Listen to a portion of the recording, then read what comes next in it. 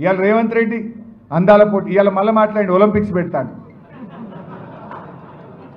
నువ్వు అందాల పోటీలు పెట్టడమే నీకు చేతగాలే. పరువు తీసినావు ఈ రాష్ట్రాన్ని పరువు తీసినావు. ఇలా మీడియాలో వార్తలు వస్తున్నాయి. నీకు సన్నిహితంగా ఉండే ఒక ఎంపీ, నీకు సన్నిహితంగా ఉండే ఒక కార్పొరేషన్ చైర్మన్, నీకు దగ్గరగా ఉండే ఒక ఐఏఎస్ అధికారే ఆ మిస్ ఇంగ్లాండ్ పట్ల అనుచితంగా ప్రవర్తించారని వార్తలు వస్తూ ఉన్నాయి. నీకు చిత్తశుద్ధి ఉంటే ఆ సీసీ ఫుటేజ్ బయట పెట్టు. నీకు చిత్తశుద్ధి ఉంటే వాళ్ళను కాంగ్రెస్ పార్టీ నుంచి సస్పెండ్ చేసి తక్షణమే వాళ్ళ మీద కేసులు నమోదు చేయి. ఈ రాష్ట్ర గౌరవాన్ని నిలబెట్టు.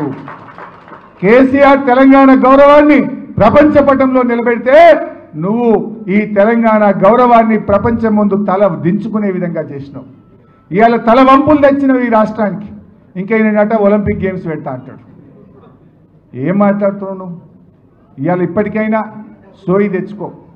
మాకేమీ నిన్న కేసీఆర్ గారు చాలా స్పష్టంగా చెప్పింది వరంగల్లో, నిన్నేదో అర్జెంటుగా దించాలనో మేమేదో గద్దెనెక్కాలనే ఆలోచనలో లేము అని కొండబద్దలు కొట్టినంత స్పష్టంగా కేసీఆర్ గారు చెప్పారు. ఇంకా 3 ఏళ్ళు టైం ఉంది. ఇప్పటికైనా మారు, కమిషన్లు బంద్ చేయి, ప్రజలకు అందుబాటులో ఉండు. ఈ పుణ్యాత్ముడు సెక్రటరీ పోతలేడు. అయితే ఆ జూబ్లీ హిల్స్ ప్యాలెస్లో కూర్చుంటుండు, లేకపోతే ఈ పోలీస్ కమాండ్ కంట్రోల్ రూమ్లో కూర్చుంటుండు. సెక్రటరీకి ఎందుకు పోతలేవు? పక్కన అంబేద్కర్ చూడడానికి నీకు ఇబ్బంది అవుతుందా? అంబేద్కర్ పేరు మీద సెక్రటరీ పెట్టినందుకు నీకు ఇబ్బంది అవుతుందా? ఎందుకు పోతలేవు సెక్రటరీకి అని నేను అడుగుతా ఉన్నా. ఇవాళ నువ్వు కేసీఆర్ ఆనవాళ్ళు తీసేస్తా అంటివి. ఏం తీసినావు నువ్వు? ఇలా ప్రపంచ అందాల పోటీలు నిర్వహిస్తే ఏం చూపించినావు? వాళ్ళకు సెక్రటరీ చూపించినావు, యాదాద్రి దేవాలయం చూపించినావు, పోలీస్ కమాండ్ కంట్రోల్ రూమ్ చూపించినావు, బుద్ధ భవన్ చూపించినావు. ఏం చూపించినావు నువ్వు? కేసీఆర్ ఆనవాళ్ళను నువ్వు కాదు, నీ తాత జేజమ్మలు వచ్చిన రేవంత్ రెడ్డి తొలగించలేవు.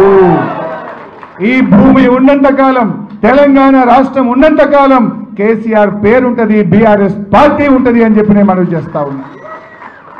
ఎవడోడో ఏదో మాట్లాడచ్చు. ఎవరు ఇవన్నీ చెరిపేస్తే జరిగే ఇవి సత్యాలు, చరిత్ర పుటల్లో నిలిచిపోయే అంశాలు ఇవి. ఏ ఒక్కరు తీసేస్తే తీసేటి కావు. ఎన్నో గొప్ప కార్యక్రమాలు జరిగినాయి. ఇప్పటికైనా 3 ఏళ్ళు నిజాయితీగా పాలించు, ప్రజా సమస్యలు పట్టించుకో, ప్రజల పక్షాన నిలబడు. చరిత్ర పుటల్లో ఒక చరిత్రహీనుడుగా మిగిలిపోకు. ఇప్పటికైతే నువ్వు తెలంగాణ ద్రోహివే. అదైతే నీకు జీవితంలో పోదు. ఎందుకంటే నువ్వు ఎన్నడూ జై తెలంగాణ అనలే, ఎన్నడూ అమరులకు శ్రద్ధాంజలి ఘటించలే, ఎన్నడూ ఉద్యమంలో పాల్గొనలే, ఎన్నడూ తెలంగాణ కోసం రాజీనామా చేయలే, ఎన్నడూ నువ్వు తెలంగాణ కోసం మాట్లాడలే. నువ్వు ఉల్టా ఉద్యమకారుల మీద తుపాకీ గురిపెట్టిన తెలంగాణ ద్రోహివి. అది మాత్రం నువ్వు చెరిపేసుకోలేవు. తెలంగాణ ద్రోహిలో లిస్టులో రేవంత్ రెడ్డి పేరు కూడా ఉంటుంది గ్యారంటీగా. కానీ చరిత్రహీనుడిగా మిగులుతావు.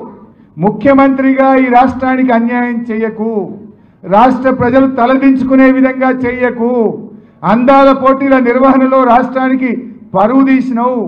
పక్క రాష్ట్రం కృష్ణా నదిలో అధిక నీళ్లు వాడితే ఆపలేక నువ్వు మరి నీ గురువుకు దాసోహమైనవు. ఇప్పుడు గోదావరి మీద బనకచెర్ల ప్రాజెక్టు కడితే మళ్ళొక్కసారి తెలంగాణకు అన్యాయం జరగబోతా ఉంది. పోరాడతావా? పోరాడు. అఖిలపక్ష సమావేశం పెట్టు, అసెంబ్లీ సమావేశాల్ని వెంటనే పెట్టి దాని మీద చర్చ పెట్టు. ఢిల్లీకి ప్రధానమంత్రి దగ్గరికి పోదాం, పోరాటం చేద్దాం. అవసరమైతే ఢిల్లీలో ధర్నా చేయడానికైనా నీ వెంట రావడానికి బీఆర్ఎస్ పార్టీ సిద్ధం. నువ్వు ధైర్యంగా ఉన్నవా? నిజాయితీగా ఉన్నవా? రాష్ట్ర ప్రయోజనాలు కాపాడవా? ఈ ప్రజలు గమనిస్తూ ఉన్నారు.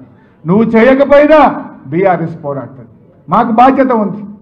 చావు నోట్లో తలబెట్టి తెలంగాణ తెచ్చిన కేసీఆర్ నిర్మించిన పార్టీ ఇది. ఇక్కడ ఉన్న బిడ్డలు తెలంగాణ ఉద్యమకారులు, తెలంగాణ కోసం జైళ్లలో ఉండి తెలంగాణ సాధించిన బిడ్డలు ఈ పార్టీలో ఉన్నారు. అందువల్ల మేము ఏ పోరాటానికైనా సిద్ధపడతాం. మాకు అధికారం ముఖ్యం కాదు, ఈ రాష్ట్రం ముఖ్యం, రాష్ట్ర ప్రయోజనాలు ముఖ్యం కనుక తప్పకుండా మేము పోరాడతాం. నువ్వు పోరాడకపోతే. ఇవాళ మా సమితక్క కూడా మాట్లాడుతూ చెప్పిండ్రు, నిజంగా అక్క మేము ఎప్పుడు పోయినా హోంమంత్రిగా ఉండేది, మమ్మల్ని మాత్రం చాలా ప్రేమగా చూసుకునేది. వీలైనంత వరకు మీరు జాగ్రత్త అని మాకు చెప్పేది. కానీ నేను ఒక విషయం నిజాయితీగా చెప్తున్నా, ఉద్యమంలో ఆ రోజు మమ్మల్ని అరెస్ట్ చేస్తే ఇంత భోజనం పెడుతురు, 5 గంటలకల్లా పంపిద్దరు. కానీ ఇలా రేవంత్ రెడ్డి లెక్క దొంగరాత్రి 12 గంటలకు వచ్చి ఎత్తుకపోవడు, 2 గంటలకు వచ్చి ఎత్తుకపోవడు మాత్రం ఆ రోజు లేదు. ఆడవిళ్ళల్లో ఎత్తుకపోయారు కదా మొన్న జర్నలిస్ట్ను, దొంగరాత్రి 2 గంటలకు 3 గంటలకు వచ్చి ఎత్తుకపోవడు. ఆనాడు మేము ఎంత పోరాటం చేద్దాం, అరే దేనికి వెనకకు పోకపోదు, పడవెక్కి కూడా హుస్సేన్ సాగర్ ఎక్కిన ఆ రోజు. మేము రేపు పోరాటం ఉందంటే కూడా పొద్దుగాల 6 గంటలకు వచ్చి పట్టుకపోయేది, కానీ 8 గంటలకు వచ్చి పట్టుకపోయేది తప్ప ఈ రేవంత్ రెడ్డి లెక్క 12 గంటలకు రాత్రి అయితే పట్టుకపోలే ఆ రోజు. ఆనాడు సీమాంధ్ర ప్రభుత్వం ఉన్న సబితక్క లాంటి తెలంగాణ బిడ్డ ఉన్నది కనుక ఆ రోజు మాకు ధైర్యం ఉండేది, అట్లా చూసుకున్నటువంటి పరిస్థితులు ఉన్నాయి. అందుకే ఇవాళ ఆలోచన చేయాలి. ఇవాళ రాష్ట్రంలో లా అండ్ ఆర్డర్ మొత్తం కూడా నిజంగా ప్రజల కోసం పనిచేస్తలేదు. ప్రతిపక్షాల మీద కేసులు పెట్టుడు, బీఆర్ఎస్ కార్యకర్తల్ని వేధించుడు, మమ్మల్ని తిప్పల పెట్టడం మీదనే తప్ప ఎక్కడన్నా ఒక్క దాంట్లో ఇవాళ ప్రజల కోసం పనిచేస్తుండ్రా? రేవంత్ రెడ్డి వచ్చినాక లా అండ్ ఆర్డర్ పడిపోయింది. ఈ రాష్ట్రంలో కేసులు పెరిగినాయి, కేసుల సంఖ్య 30% పెరిగింది. ఇవాళ ఏ రంగంలో చూసినా అదే పరిస్థితి కనబడతా ఉంది. బట్ మనం ఇప్పుడు స్థానిక సంస్థల ఎన్నికలు వస్తాయంటున్నారు. నాకు తెలిసైతే ఆయనకు ధైర్యం లేదు. కానీ స్థానిక సంస్థల ఎన్నికలు వస్తే కూడా తప్పకుండా బీఆర్ఎస్ పార్టీ బ్రహ్మాండమైన ఫలితాలు సాధిస్తుంది. దానికోసం మన కార్యకర్తలు, కుటుంబ సభ్యులు అందరూ కూడా, బీఆర్ఎస్ కుటుంబ సభ్యులు సిద్ధంగా ఉందాం. రేపు ఎలాంటి స్థానిక సంస్థలు, మండల పరిషత్లు, జిల్లా పరిషత్లు, మున్సిపాలిటీలు ఏదొచ్చినా కూడా ఇలా ప్రజలు కాంగ్రెస్కు బుద్ధి చెప్పడానికి సిద్ధంగా ఉన్నారు. మనం కూడా సమాయత్తం కావాలని చెప్పి కోరుకుంటూ ఈ బీఆర్ఎస్ పార్టీ కేసీఆర్ గారి నాయకత్వంలో తెలంగాణ ప్రజల పక్షాన చివరి దాకా ఉంటుందని చెప్పి నేను మీ అందరికీ మనవి చేస్తూ, ఇక సరేలే చాలా లేట్ అయిందని మా వాళ్ళు లేస్తుండ్రు, లగచర్లో ఉన్నది, ధాన్యం సేకరణ ఉన్నది, ఇంకా చాలా విషయాలు ఉన్నాయి. కానీ నేను వాటిల్లోకి పోకుండా మీ అందరికీ శుభాకాంక్షలు. జై తెలంగాణ.